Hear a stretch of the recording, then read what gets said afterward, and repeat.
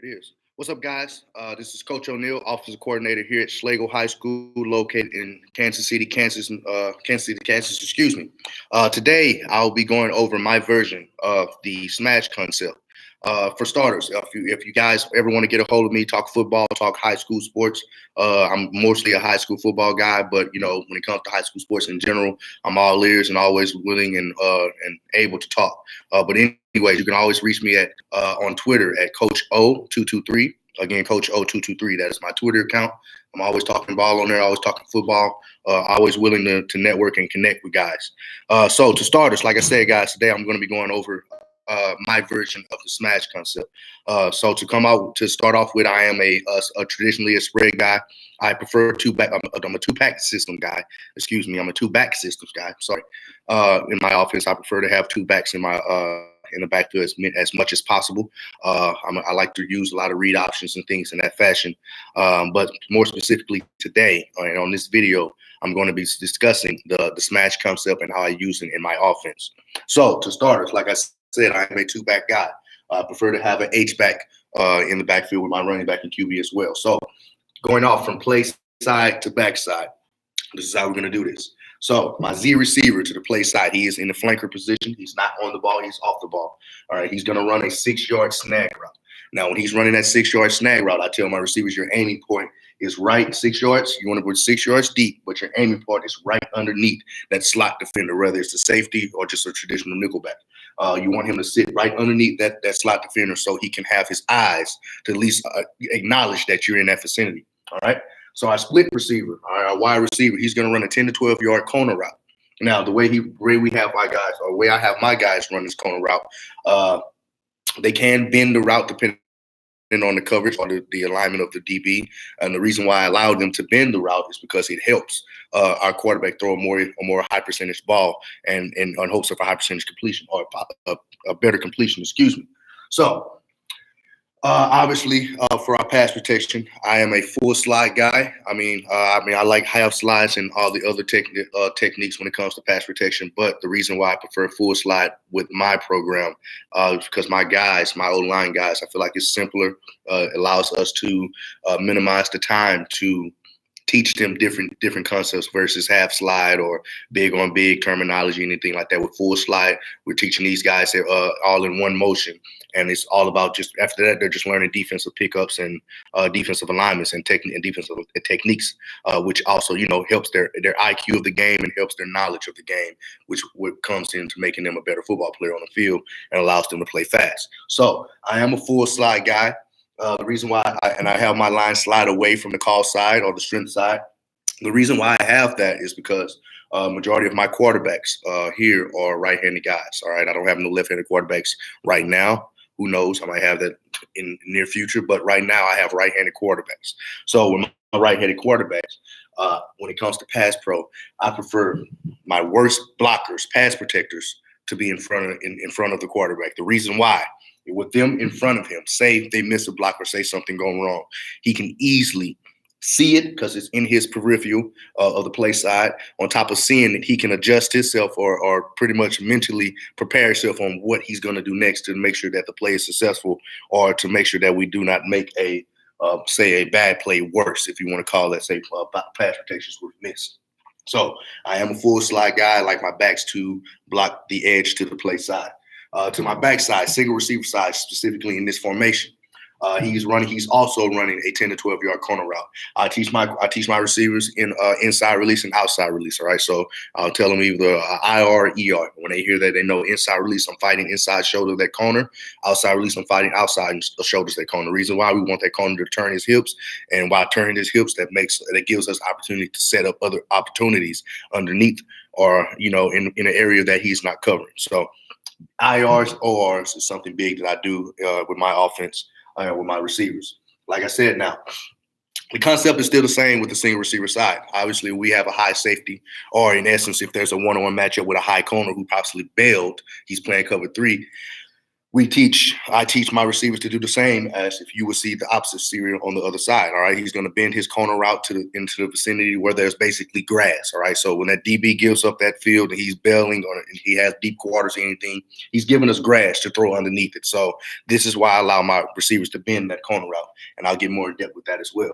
I'm also to discuss how I do this in 10 personnel, excuse me, along with the same pass concepts and pass routes. So to get into depth with the play side of the offense, all right, of the play concept, excuse me.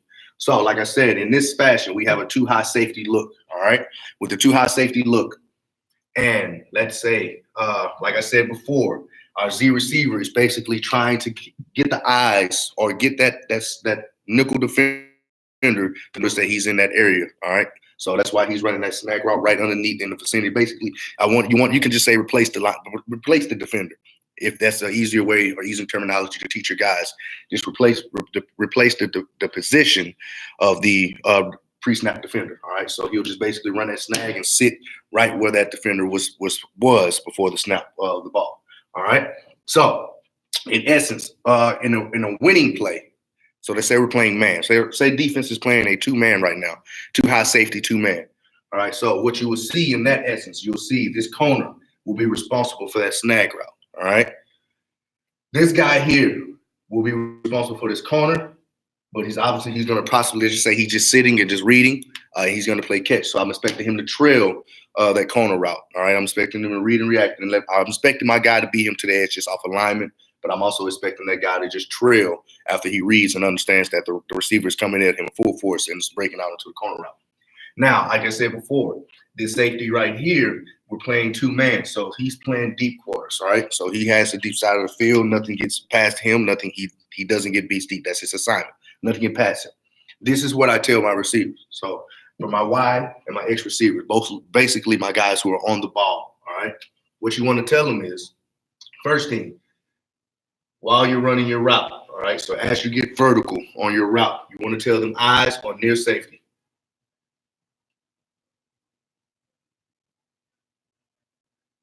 All right? You want to tell them eyes on the near safety. So the near high safety will be the rover, right? He'll be so as he's getting vertical, his eyes is on him to see where he is. Is he buzzing in his area? He's just buzzing his feet, or is he's dropping back into depth and he's getting depth. He's getting deep, allowing no one to get past him. All right. So now that leads to the next deal. If he is deep, so say he can't get past that safety, say that safety is bailing and he has quarter, right? He has deep quarter, all right? So what you tell the receiver then, if he is deep and you notice before you're about to break into your corner route and he's deep and he's in that vicinity, we're going to bend it, all right? Bend the route if high. So you want to tell your receiver to bend the route if the safety is high, all right? The reason why you want to tell them to bend the route again, if that corner versus this coverage versus man coverage, if that corner comes down on that snag route, we have nothing but grass right here, all right? We have nothing but grass to throw a good ball to our receiver from our quarterback. On top of that, our slot defender, all right? Like I said before, he's trailing because he's paying man, all right? So obviously, generally with guys, or at least this year, I noticed when we played teams who played man, their DBs will sit there and just you want to say just play catch, all right? They're sitting there in their spot, just catching the receiver and, reading off of his body movement after they get past him. So in essence of this, based off of the defenses that we've seen this year, I'm expecting him to trail and ride that corner route. All right, so I'm expecting him to be behind him and chase him downfield because he's sitting there playing catch and he's trying to catch the receiver. So he's beat on the perfect world on this film, but he's beat right here. So with him being beat, he's chasing, and this guy's over top. So we can't get the ball over top into this area here where we're telling our quarterback to throw that corner route.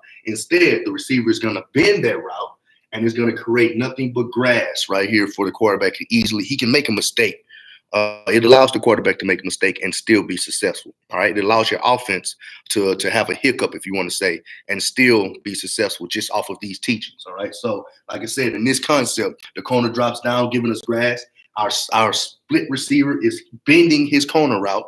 All right. In a sense, you can say it's more so start to look like it's out. All right. a speed out cut, if you want to call it that way, by bending, but he's still running in somewhat of a 45-degree angle on that corner, right? So he is going to be like a slight quick bend. But like I said, the reason for that is because we're creating space for our quarterback to make a mistake. So say he's under pressure or he's throwing off his back foot, anything that happens in football. Just by doing this versus this defense, you have room for error. All right, you have room for error and to turn that error into success. Now, moving over to this side of the field, all right, and I want to get on this first before I dive into the rest. Now, moving on this side of the field, you got to understand that with the single receiver side, I tell my quarterbacks, anytime we have a single receiver side, we have what you call a pre-snap read, all right? So, what my quarterback is reading is that near safety on that single receiver side. What he's reading is if he's on the hashes. So in essence, say he's on the hash right here. I'm telling my quarterback not to throw this way. All right. It's basically, we have 2-on-1. If you want to count that wheel, say he's dropping into coverage, or if he's blitzing, it all depends on what the D coordinator does on that essence. But in our perfect world right here, for us to be successful, our wheel is coming. All right. So we can count him out. But we have 2-on-1 versus this corner right here. So with that being said, we're not going to throw that corner. All right. So I'll tell my quarterback to look away. Now, in order for us to throw the corner, say they're running a one high safety look. Now, if it's a one high safety look, you can say it's a one-on matchup. All right. With it being a one-on-one matchup, if that safety bails deep, like I said, the concept still apply if there was a high safety on the hash. If he bails deep, obviously we're still bending our route because it's giving us grass. It's allowing the quarterback to make a mistake and still throw a completion or a successful pass. So that's the whole principle of that. That's the reason why I tell my receivers, I want you to bend that route if the safety is pretty much high or if the cornerback is high, all right? So it gives the opportunity for your quarterback to throw a good ball in a bad situation. Now let's get to the tag-ons and the extras, all right? Let's get to the extra things that can really open up this concept. So let's say we have a look in essence, say they're playing a cover 3, all right? So we have a cover 3 look. Excuse me. We're getting a cover 3 look right now off this concept. And this is the beauty of this. All right. So obviously with the cover 3 look, you'll have a look as in basically on this side, on the 2 receiver side, you have the corner have quarter. All right. The safety will have deep middle. And then your nickel defender has curl flat area, all right? So it will look something like this. Now, if you see something like this versus the cover 3, obviously you can instantly say, well, the corner's gone, all right, because he's the cornerback bailed, so that corner route is out of the play. The snag is gone because we have this guy sitting here. So if you were to just run this concept just like this play is stuffed, all right? Same thing on the opposite side. Well, in a sense, you can throw that backside depending on what this guy's doing. If they're having him come, then you have a one-on-one matchup because that means that safety has curl flats. But if he's sitting, that means he has curl or he has the flats and he can take curl. It's a lot of funky things that defense can't do. But in essence versus this, we have our wheel coming on here. So that means you have a 2-on-1 situation. That means that safety will come down and he will cover curl flats. The cornerback has deep quarter, so he's bailing automatically. So pre-snap read, our quarterback can say, yes, I like it, and I'm throwing it. And our receiver should run that bent corner route, right? And that'll be successful. But versus this, let's just say those both guys are still somehow eyes are on him, so that route's not open. But let's get back to this side of the field. So like I was saying, if you run a cover 3, this play is completely done. This is where tags and add-ons come in a sense. So versus this, what I would do, and there's 2 things I would do. I can either tag my H-back into a flat, or I can motion my running back into a swing. Now, and also 3 things I can, excuse me. If you have an athletic quarterback, you can tag in the sprint out motion or the sprint out pass protection, and you can allow your quarterback to be that third guy to threaten this area. All right. So obviously you have the corner push and you have the snag here. The quarterback can instantly sprint out. I teach my quarterbacks when you're sprinting out, you want your chest parallel to the line of scrimmage before you deliver the ball, if you are delivering. And even if you're not delivering, the reason why I want chest parallel to the line of scrimmage, because they say they're not delivering the ball, both receivers are covered. Well, I can easily tuck the ball and get positive yards off rip, all right? So this is another reason why I teach these guys this. So anyway, and I'll go over all 3 of those right now. So anyway, say we want to tag our H-back. I'll tag my H-back into a 3-yard flat route. All right, so he's going to go underneath of this right here. All right, your B-back will be on the edge for edge protection. All right, like I said, you can have your quarterback in the pocket or you can have him sprint out. It all depends on the mute. All right, so like I said, with that H-back running that 3-yard flat route, what this is going to do is put this guy, that nickel defender, in a bind. Because what ends up going to happen, that nickel defender has to determine, or he has to declare who he's covering. All right, if he sits on that snag route, the flat is wide open. If he runs with the flat, the snag route is wide open. And the most thing you have to do, they will have to bump out a backer in order to honor that. All right. So this is one way you can attack them if they come out with a cover 3 and still have a third man open here. Now, to backtrack, when it comes to progression reads, and I forgot to mention this, I teach my guys we're going high to low. So it's going to be 1 to 2 to 3. And obviously 3 is the check down. The check down can be obviously the flat route, the running back swing, or it can be the quarterback sprint out. I consider all those my check down routes. So now let's say you have an H-back who's not really an athlete, right? And you prefer your running back. Well, you can still have your H-back block the edge as if it was regular protection, and you can tag in push, I call push motion. All right. So push motion does quarterback signals, running back motions out, and he runs into the swing. That's your number 3. You still have that high-low concept right there. You still will have the defender, offensive player open, and you're still putting pressure on this guy and predominantly as well, this guy as well, depending on if they're not playing coverage. Say he's busted coverage or something, his eyes are back there. And at the end of the day, somebody's going to be wide open because we're stretching the field vertically and horizontally, and we're forcing the defense to cover the entire field. And if one person blows an assignment, it can turn from something small to something big in an instant. All right? So like I said, you can tag in that swing, that push motion to create that swing, and you still have your three-man progression. Lastly, say you want to keep your backs in the backfield. Say you want your quarterback to have as much time as possible on the field. Well, you can still keep the full slide protection, but now you can sprint out your quarterback, and now your quarterback is the number 3. All right. So like I said before, he's sprinting out. Notice that these guys are pretty much setting their ways with who they're covering. Well, we have grass right here. Tuck the ball, get upfield, get as much positive yards as you can. So that is one. These are 3 ways that you can add tags and motions to your this concept, to your smash concept, and to create a successful play. Now, another thing I want to put in or discuss is doing this in the 10 personnel. And the reason why I want to discuss that because I want you guys to notice what changes are done when I'm going to a different formation. So obviously in the 10 personnel, our H-back will turn to a slot receiver. So he'll go from here to here. Now in my offense, what I teach, what the guys do on the ball, they do the same thing or similar concepts on each side of the ball. And the guys off the ball do similar concepts. So in essence with this, we still want that flat threat. Obviously, we have our curl flat threat here with the snag. We have our high-low, or we have our deep threat here with the corner. Now here we have our corner. I don't want to run a snag with my H-back. The reason why, because I'm pushing this defender here and leaving this corner an easier read, or even not the corner, even the safety and corner, easier read to cover that deep route. All right. So instead of running a snag there, what I do is I run an out with him. You still have the same high-low concept. I wouldn't run a push motion here, all right, with this because you have that out route going there.